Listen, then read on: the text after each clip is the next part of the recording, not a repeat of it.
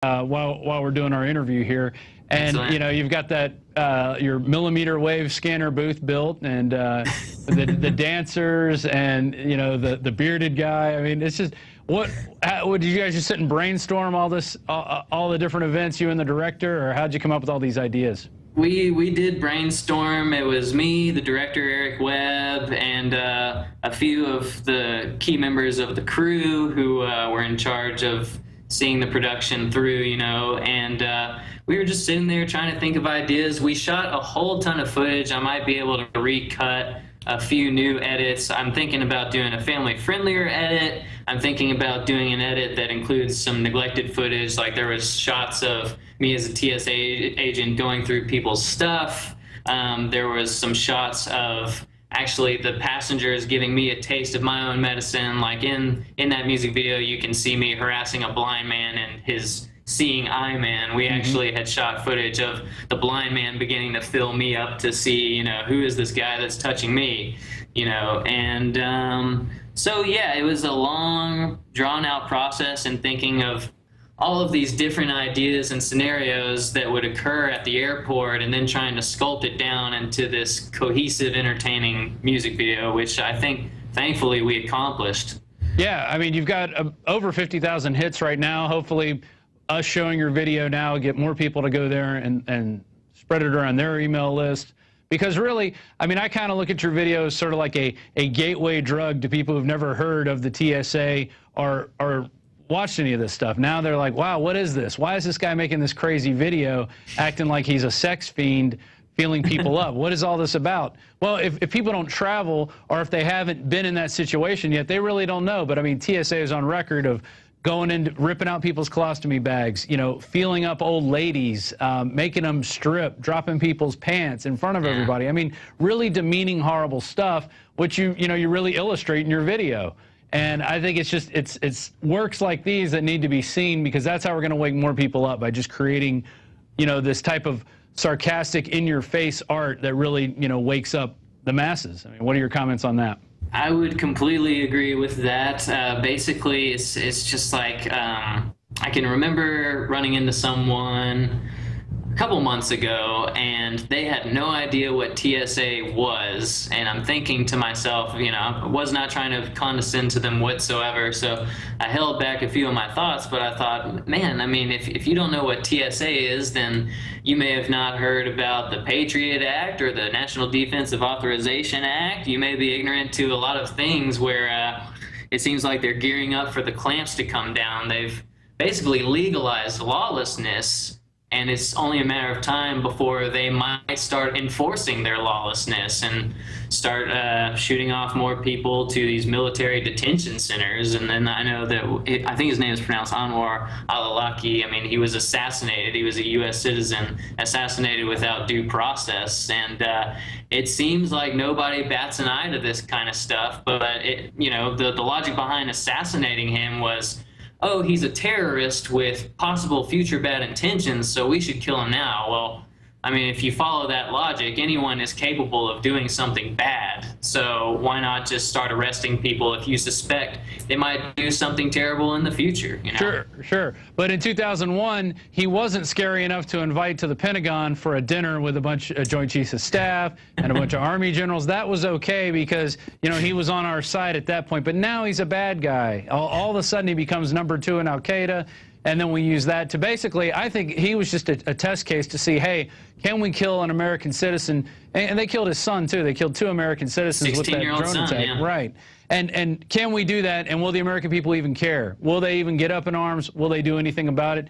And, you know, we railed about it, but we didn't hit that mass exodus of people basically going after, you know, the government at this point, because I think they, you know, they believe the hype. They believe that this guy is a terrorist when, you know, a lot of people don't know. He was having dinner at the Pentagon right after 9/11. So what does that say? One, for our national security, and 2, what's it say for the people we're calling terrorists, you know? Well, I mean, you've hit the nail on the head, and in a way, ironically, it almost gives credence to the globalist cause, because you have so many more people. I mean, there's millions of people like us who are awake to what's going on, and it's important to not try to condescend to those who have not woken up yet, because a lot of people are just too busy. You know, they work all day, they come home, they don't want to hear about how things are going, especially if they're going worse, especially in the event they had a bad day or they hate their job, you know. I think that basically, if you want public outrage, if you really want millions of more people to join in on this liberty movement, is essentially what it is, you're going to have to get the president to sign an executive order that cancels the Super Bowl. And after he does that, a lot of people will be outraged, and maybe something good could come of it. You say, hey, well, you're mad about the Super Bowl. What about the fact that he thinks if he suspects you're a terrorist, he can just throw you in a military detention center? Right, right. And feeling people up and having army all around the Super Bowl wasn't enough to wake people up. Like, that's not enough. It's just like they have to be hit over the head with a 2x4 to really get it. And it's disappointing.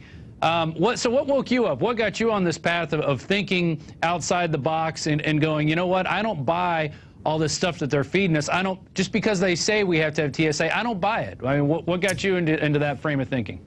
Right. Well, not to kiss up to INFOWARS, but it was the '08 election when I began to become politically conscious. I started researching President Obama, or he was running for president then, and I started researching Senator John McCain, and I started looking at a lot of their policies. And I was already familiar with Bush Jr.'s policies, and I thought, you know, these two guys, they actually converge on a lot of key issues, you know, with the war on terrorism and the war on drugs. I mean, those two quote-unquote wars essentially contribute to the national deficit significantly, I think.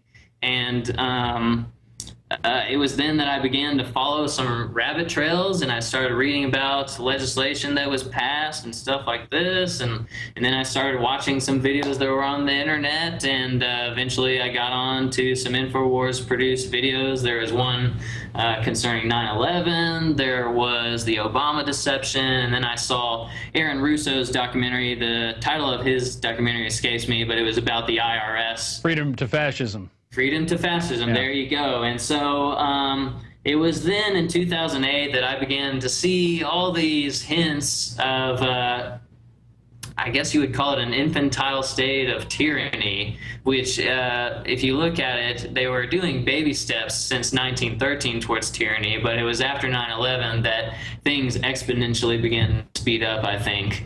Right. I totally agree with that. And it's been going on long before 1913. That's just when they finally got their beachhead, essentially. They were able to invade and establish a foothold, and from there, they've just been spreading like a cancer the globalist cause of making everybody work for them, and while they sit around and just soak up the sweat off our backs. Are you working on any new videos or new music that is politically conscious? What's in the future for you? Yeah, it's surprising that I'm coming on to your show at this juncture, because I'm actually working on an album. I intend for it to be titled The American Scheme, and it has a lot to do with what has been going on and where I think things are going and how things are right now. They're all, I like to think of them more as humanitarian songs, but they would probably be interpreted as socio-political songs. You know, it has a lot to do with the eroding of our civil liberties. There's some anti-war stuff there. It would probably be taken as pretty dark, and it's definitely lyrically a lot more serious. So I'm very interested in seeing how that's received. But as far as video ideas, I do have a few video ideas. There's one that involves an animation where it looks more like a storybook. It's kind of like, that's my anti-war song. It's called The Earthlings. And what it has to do with really is I didn't want to be overt with an anti-war message because I felt like that was too cliche. So really what happens is these two Earthlings visit some Martians up on Mars, and the Martians have never had a war before, and the Earthlings are asking them, you know, show us your military might, you know, what do you got? and they're just dismayed that the Martians live in peace. And so that's kind of what that song is about. And then another song, I'll try to be real quick about it, is called Like a President. That's a song more about unrequited love, but what it does is it alludes to how the president is not really the one with the power. It goes, I feel as empty as a campaign promise, lurking around the corners of your rib cage, lonely as a man who's honest. You know, there ain't a lot of people like that these days. I feel so puppeted and pushed around, so irrelevant. You make me feel like a president. That's the chorus. And so the video idea I have for it right now is basically just I'm rocking out with a band, and the other band members are wearing presidential masks, and maybe we're doing some un-American things like burning the Constitution or the American flag. So those are the ideas I have for right now.